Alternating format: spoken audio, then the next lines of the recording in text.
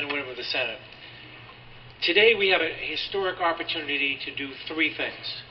First, expand man care coverage to over 70,000 Mainers and say yes to a $1 billion stimulus to our economy. Second, fundamentally reform a state government program that has been a mess for decades.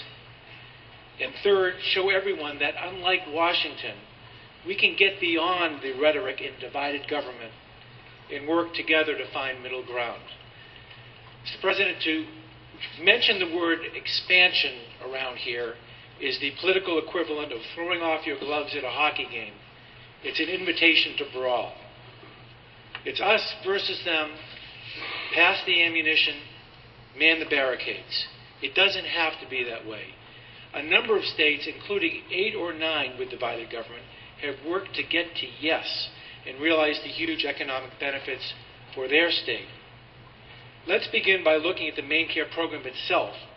I think most of us would agree it's a mess and has been that way for decades. It's an equal opportunity problem. It has bedeviled Republican governors, Democratic governors, and independent governors alike. If this were a car company, it would have gone the way of the Edsel long ago. When you get home, try Googling main care cost overruns and get prepared for a long evening of reading. We have seen budget after budget, year after year, and sometimes twice a year, out of sync and out of alignment. It is a multi-billion-dollar program dominated by unchecked utilization with overuse of the emergency room and underuse of primary and preventive care. You know the old saying that there's only two things certain in life, debt and taxes? Well, we can now add a third, main care budget overruns, to that list. Main care now eats up a quarter of our general fund budget and is crowding out our ability to do other things. What's your priority? Early childhood education? K-12 students? Expanding and improving our infrastructure? Pick your favorite. It's being starved due to the increase in the amount we spend on main care. We should do better, and starting today, we can do better. The concept is simple. Let's take the management of this multi-billion-dollar program and contract it out. It's called managed care, and it works. At the end of a vigorous RFP process, the department would select 3 or 4 companies to oversee the care management of our entire main care population statewide. And this is a lengthy process to get to the point where people are in managed care. It's a thoughtful, several-year process. The idea is simple. The state will pay a set dollar figure per person per month to manage the population, and the enrollees can choose among the 3 or 4 plans. Since we would know the main care bill up front each year, we would enjoy cost certainty in budgeting for the first time ever. But it's better. We would also build in cost reductions over time, freeing up funds for other government priorities or tax reductions. So how do managed care companies do it? How do they hold the line or even lower costs? Well, when you think of managed care systems, think witches in The Wizard of Oz. There are good ones and bad ones. The bad ones allow the managed care organizations to hold down costs by denying patients access to care and lowering provider rates. Those actions certainly help bring budget certainty, but none of us wants that kind of a system. There is a good way, though, where doing care management can lead to lower cost and better health outcomes. It's by actually helping people stay healthy and avoiding the expensive consequences of preventable illnesses. Let me give you 2 examples. The pregnant woman who the case manager is in regular touch with, getting to appointments, getting good nutritional information, understanding the risks of alcohol and drug use. And that results in a healthy, full-term pregnancy that might cost $8,000, not the early, low-weight birth with all the complications that turns into a $100,000 expense and all the problems that follow. Or the congestive heart failure patient who is being followed by the company to make sure that he's taking his meds, keeping his weight down, getting to his doctor's appointments, Sure, it costs a few bucks to manage that care, but you avoid the $150,000 open heart surgery. Well, 45 other states have figured this out and have at least some of their Medicaid populations under managed care. In fact, nationally, almost 60% of Medicaid patients are in such a program. Where it's done well, it achieves budget stability and better health outcomes. Those other 45 states have been laboratories from which we can learn to adopt the best practices and reject the worst. In fact, there are great examples of managed care right in our own backyard. Martins Point currently manages the care of 70,000 people, including veterans and Medicare Advantage members from both Maine and other states. And they do a great job of it. And other companies around the country, from Aetna to Centene to Amerigroup, are interested in this project as well. We have a remarkable opportunity to change the paradigm, and we should take advantage of it. Because let's face it, our main care program is the Titanic headed right for the iceberg, whether we expand Medicaid or not. It may take 10 years, it might take 15, but make no mistake about it, if we don't bring budget certainty to our main care program, a multi-billion-dollar program, we will hit that iceberg. But the bill goes further, Mr. President. It builds in an eventual 5% cost reduction in the main care program, savings for taxpayers once this is implemented. It directs the managed care organizations to integrate seamlessly with the good work the department has already begun with its accountable care organizations and patient-centered medical homes. Standing alone, those department initiatives are simply just not enough to get the job done. But these good pilot initiatives the department is pursuing, and all the prospective managed care organizations I've spoken with agree that their programs can successfully be placed right down on top of the good work the department has already begun, and everyone will be a winner. What else does the bill do? For those of us who have been rightfully outraged by the service wait lists for our developmentally delayed, disabled adult populations, this bill finally does something about it. Here's how. Currently, our spending on this population is over $70,000 per year, where the national average is only slightly more than half of that. This bill directs the department to promptly implement suggestions from the Medicaid Redesign Task Force and other reforms they have already begun to help bring Maine's per-person cost down at least close to the national average without impacting the quality of care that these people are getting. And this bill specifically dedicates and directs that those savings, and there will be savings, are going to be directed to pay down and pay off the wait list. We can do this, and we can begin it now. The bill also directs the hiring of additional fraud investigators within the Attorney General's office to catch and prosecute the cheats, whether they are consumers or providers. For those of us who think we should do what other states like Iowa and New Hampshire are doing and use the expansion money to put more people onto the Affordable Care Act exchanges, we direct the department to study the feasibility of doing just that and report to us early next year to see if that makes sense.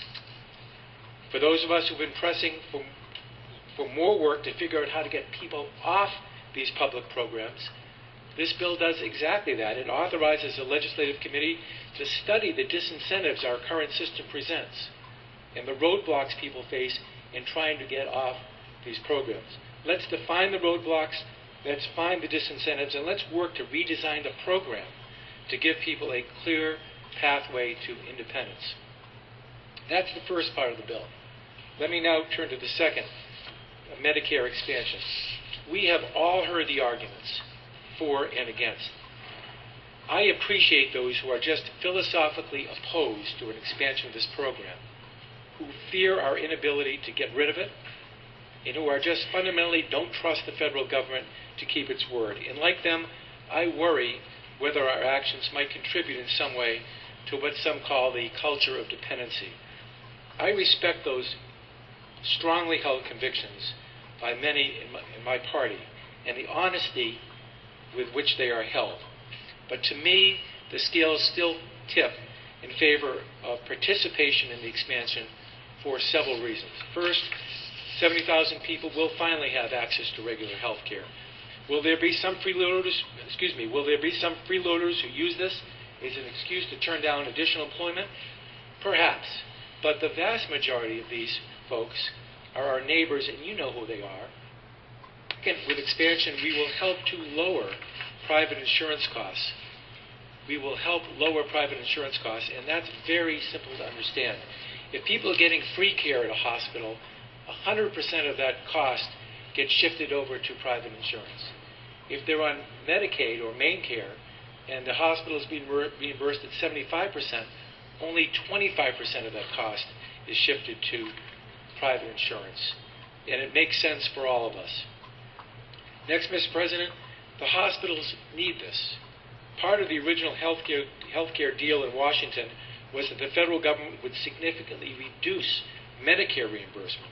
The trade-off was the expansion of Medicaid and the reduction of charity care.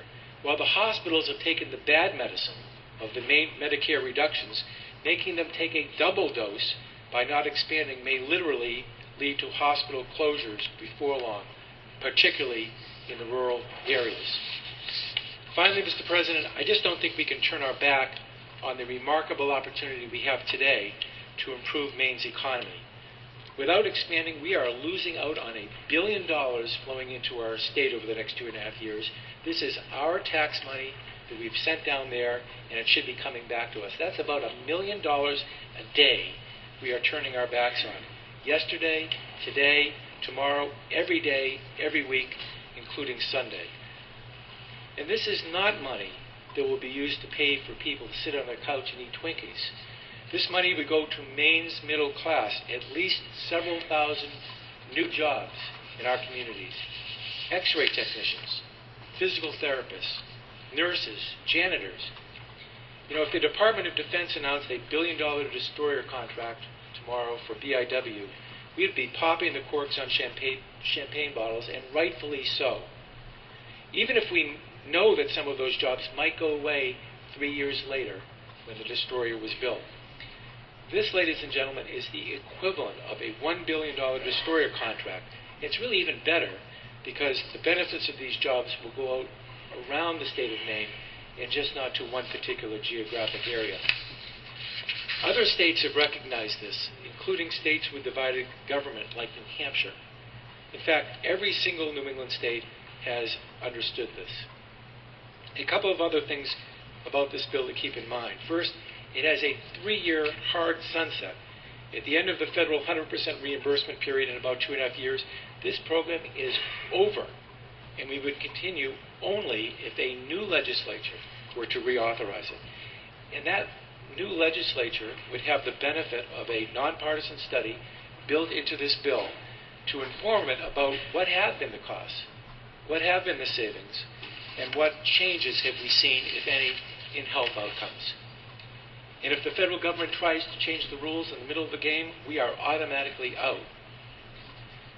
A central question during this whole debate has been, how much is expansion going to actually cost the general fund and the taxpayers of the state of Maine? Well, we finally know the answer. The nonpartisan Office of Fiscal and Program Review, which ought to have the total respect of each member of this body, has delivered its fiscal note, and the message is clear.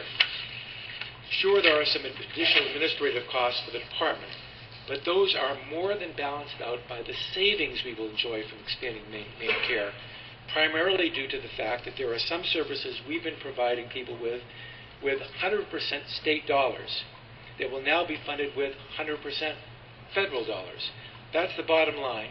For the next 2.5 years, there will actually be a net savings to the state from expansion, and we will inject almost $1 billion into our economy. Again, net savings to the state and the injection of $1 billion into the economy. There are those who raise the issue and say, look, once you put this many people into a program, a new legislature will never have the political will to remove them, even if the facts suggest that it ought to happen. I disagree, and I don't think we need to look too far back in history to prove the point. Back in the 125th legislature, we dropped 30,000 people from main care rolls by raising the bar for eligibility. It was the right thing to do then, and hopefully a new legislature will have the will to do the right thing in the future, should the facts warrant it. Lastly, Mr. President, today's vote is our opportunity to show people that we can work together, to demonstrate that we can deal with the most difficult issue of the session and find middle ground. When I first ran for the Senate, Mr. President, I knocked on over 6,000 doors, and I know that many of you did as well. I suspect your experience was similar to mine. I found that maybe 10% of the people who welcomed me into their homes were rabid, left-leaning ideologues. I estimate it was about the same number on the far right. To those on either the far end of the spectrum, ideological purity is a litmus test, every vote a test of loyalty. But most of the people I met wanted something different. They expected us to come here to Augusta and work together across the aisle to solve Maine's problems.